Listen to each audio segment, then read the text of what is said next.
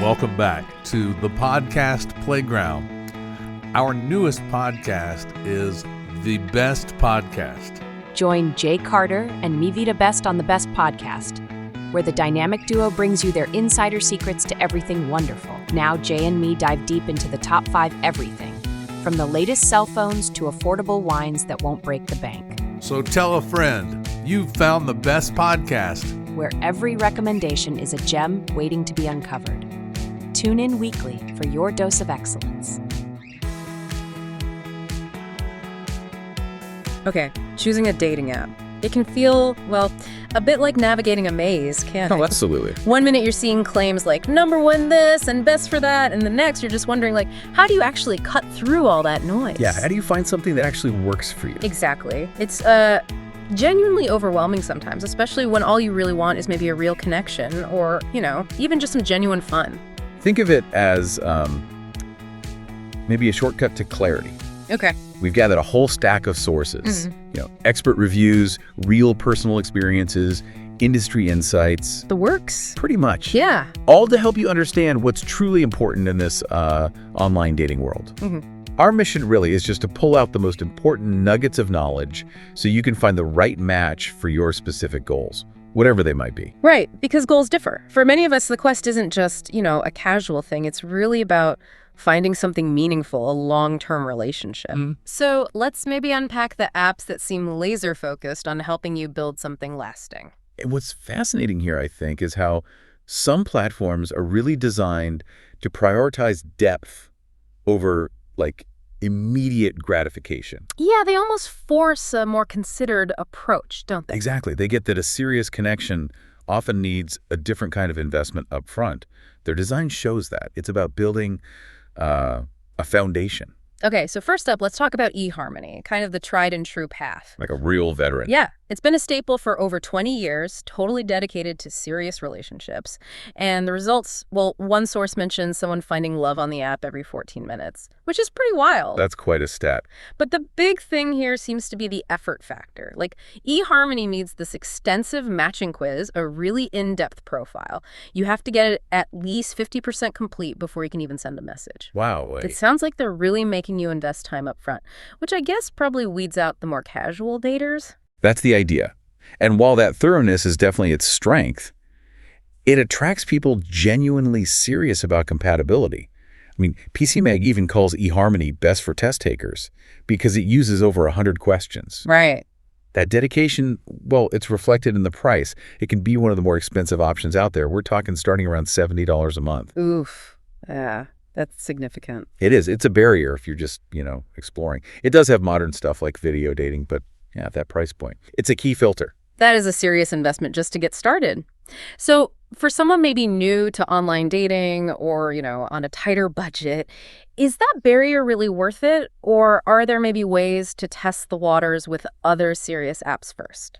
That's a great question. It really depends on how certain you are.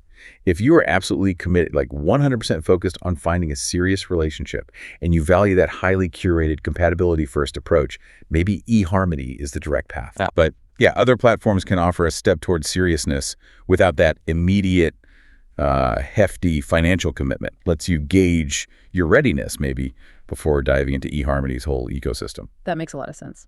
Okay, moving on then. Let's talk about Match.com, the original matchmaker, essentially. Another classic. Yeah, one of the very first dating sites.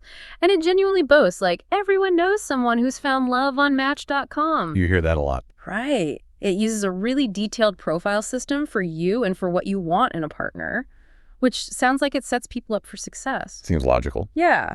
And a writer for the Evergirl, she actually tried out 5 different apps. And on Match, she saw this huge surge in engagement, tons of profile views, personal messages, multiple official matches every day, all in less than a week. Wow.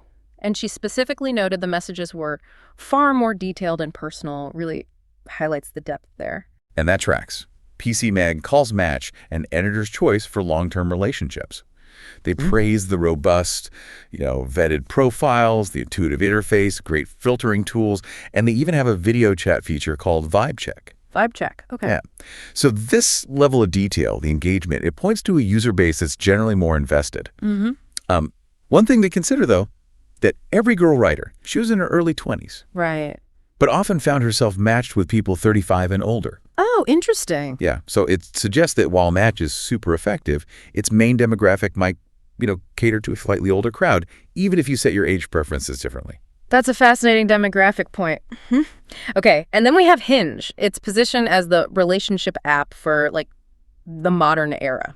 The one designed to be deleted. Exactly. Hinge really leaned into its rebrand, moving away from just, swiping, Right. to focus on more genuine connections. It even got nicknamed Match.com for millennials and got praise for apparently listening to women's needs. Which is key. Totally. And what seems really innovative is its profile interaction. Instead of just a quick swipe, you like specific parts of a profile, like a photo or an answer to a prompt. Yeah, that's different. It seems like it fundamentally shifts how conversations start, doesn't it? It's not just a quirk. No, you're spot on. It's not just style, it's structural. By making you engage with specific content, Hinge kind of engineers a platform that forces more thoughtful engagement. Yeah. It shifts the burden from, what do I say, to what common ground do we have here? Fosters more organic chat right from the beginning. PC Mag actually highlights Hinge as best for beautiful profiles because of this creative mix of photos and text. Plus, they have features like video chat and voice recordings in their dating from home menu. That sounds incredibly strategic, actually. But does this richer interaction come with any trade-offs, like for the user experience? It can, yeah. Some sources mention it can have a bit of a steep learning curve, maybe because of what one called an overabundance of features. And for free users, there's the limit on limited likes, which, again, kind of encourages more thoughtful selection instead of just endless swiping. Right, makes sense. So we've looked at apps designed for people really ready to build something lasting. But what if, your current chapter is less about forever and maybe more about right now? Yeah, what if you just want to dip your toes in, explore options, or just enjoy connecting without all that immediate pressure? Exactly.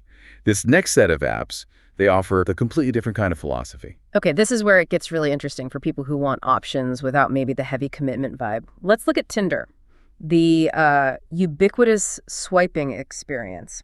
Can't avoid Tinder. Right. Tinder really innovated that hot or not mobile interface, that quick visual first decision. Yeah, the swipe. That basically every other app uses now in some form. It's known for its huge selection, just so many guys, as one source put it, and it's incredibly easy to get the hang of. But what about the actual experience, beyond just the easy swiping?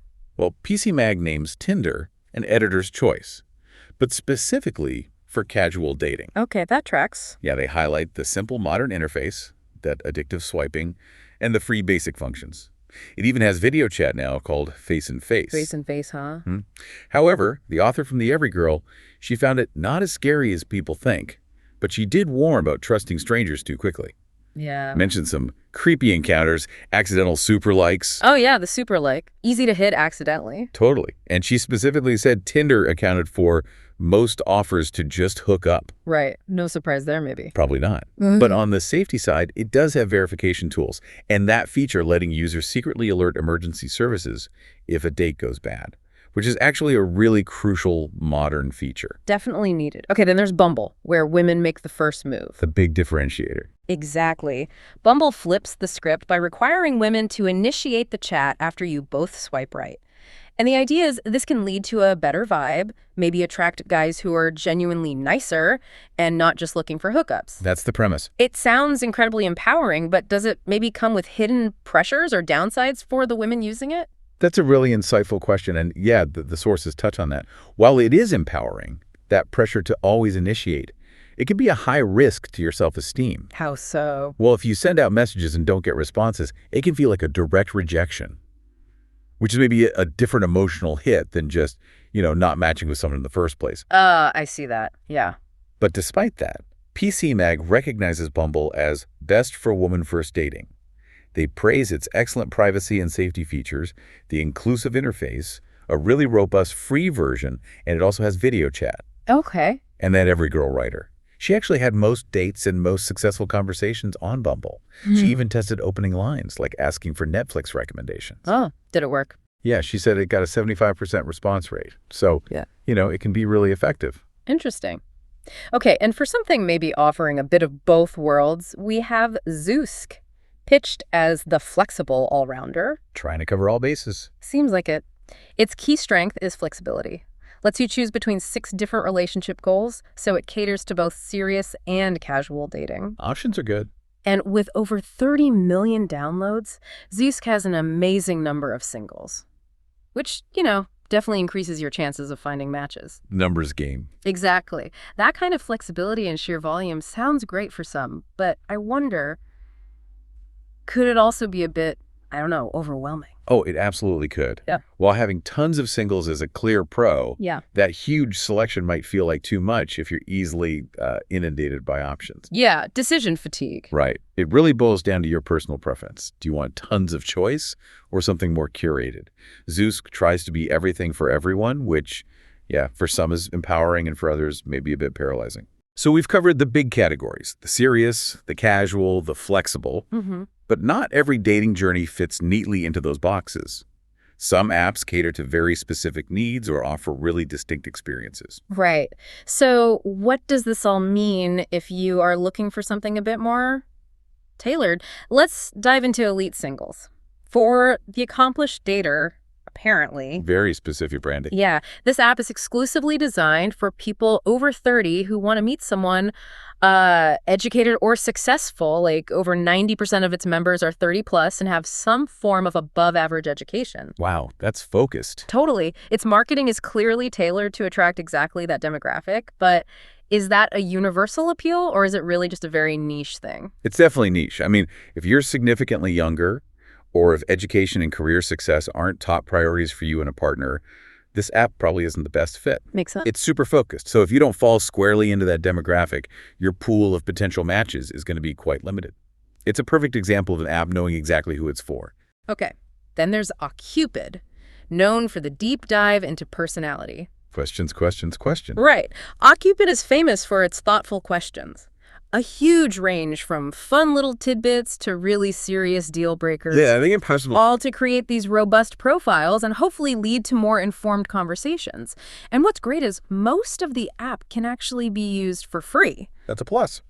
So for someone really looking for a genuine connection, what's the strategic advantage of answering all those, potentially hundreds of questions? The strategic advantage is pretty significant, actually. Those questions move you way beyond just superficial attraction. Mm-hmm. They let you filter for real compatibility on values, interests, even little quirks that might otherwise take weeks of chatting to uncover. So it saves time, in a way. You could say that. It's about setting yourself up for a potentially deeper connection right from the start. And OkCupid also really stands out for its inclusive identification options. Goes way beyond male-female to include choices like Hydra, gender fluid, two-spirit. That's important. Absolutely. It really sets it apart in terms of inclusivity and caters to a much broader audience. Okay. And finally in this section, let's look at Coffee Meets Bagel, or CMB, described as curated and thoughtful. With a quirky name. Definitely.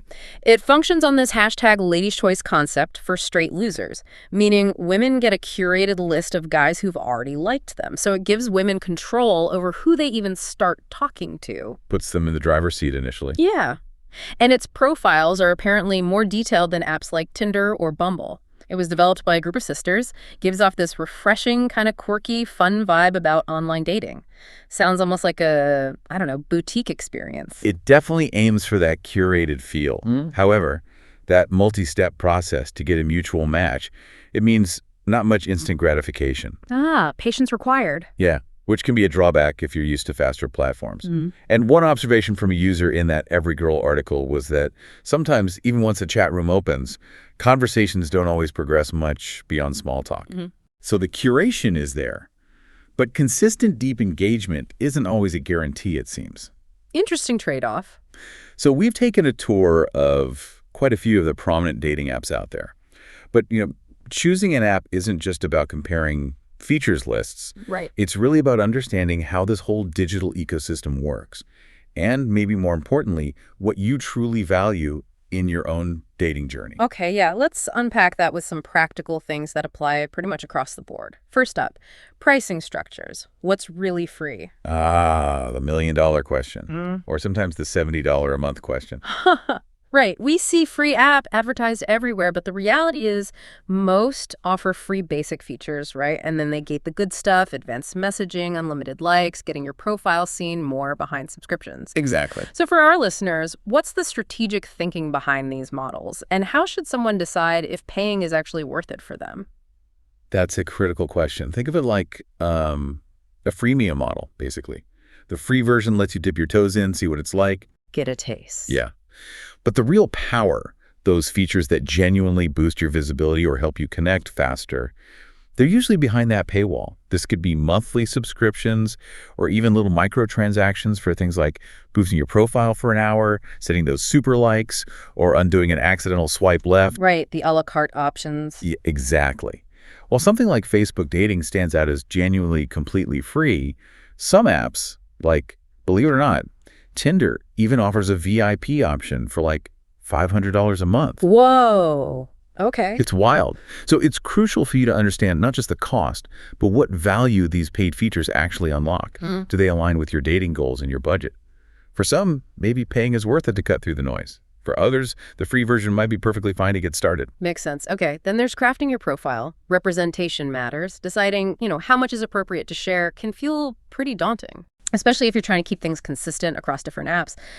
But the sources suggest there's almost an art to this. Like, people actually adapt their profiles for different apps. Why do they do that? What's the strategic advice here for listeners? Yeah, it speaks to understanding the underlying culture of each app. Okay. Tinder, for example, often values photos, maybe above all else.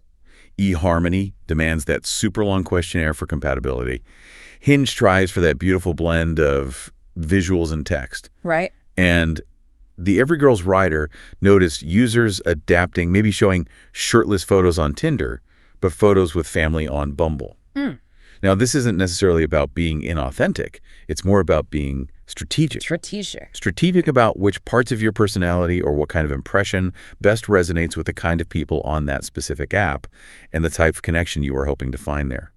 Your profile isn't just about who you are. It's also about who you want to attract on that particular platform. That's a really good way to put it. Okay, and finally, maybe the most crucial point. Safety first. Meeting strangers online. Paramount. Absolutely. It has to be top of mind. Now, all services let you block and report users if things go wrong. Bumble uses AI to blur unsolicited nudes, which is great.